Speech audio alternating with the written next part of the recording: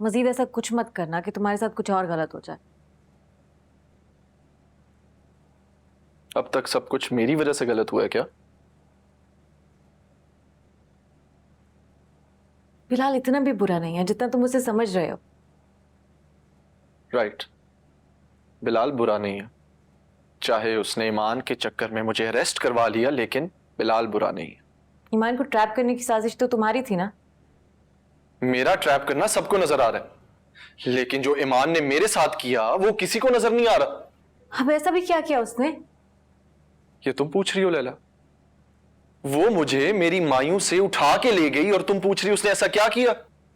इससे ज्यादा बुरा ना उसने तैमूर के साथ किया था। उसके कैरेक्टर पे इल्जाम लगाया था, लेकिन तैमूर ने रिएक्ट किया नहीं ना? मैं तैमूर भाई जैसा लूजर नहीं हूं। मेरी बात सुनो, जिसे तुम लूजर कह रही हो ना, वो 2 बार तुम्हारी तरह अरेस्ट नहीं हुआ और ना ही उसका कोई रिश्ता टूटा। And you know why?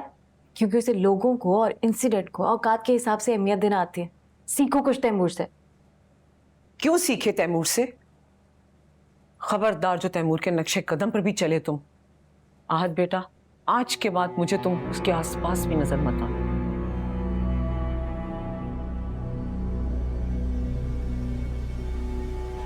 वाह, मैं तो यहाँ आहत का सुनकर आ गई थी। मुझे क्या पता था मुसर्रफ, तुम यहाँ बच्चों को भेदभाव सिखा रही हो।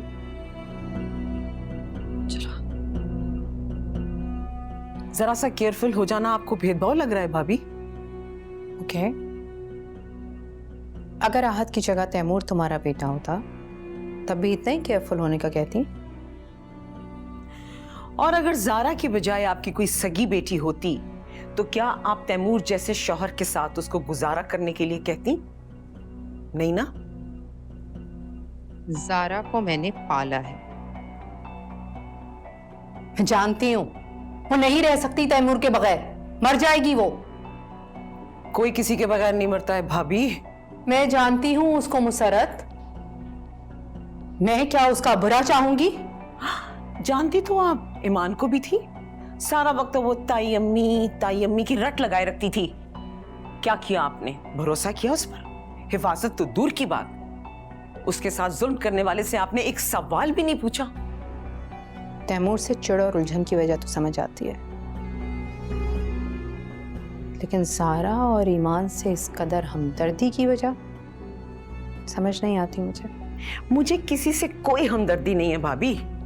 मैं तो सिर्फ आप और आपके बेटे के जो चाहने वालों का अंजाम देखकर अपने बच्चों को सिर्फ वार्न कर रही थी। सरत, इनफ।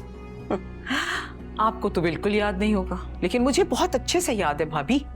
आपकी तबीयत सुनकर किस तरह ईमान सारी सारी रात एक पांव पे खड़ी रहती थी और उसके बाप ने खैर, आप तो अपने मोहसिन की बेटी की ना हो सकी, किसी और की क्या होगी?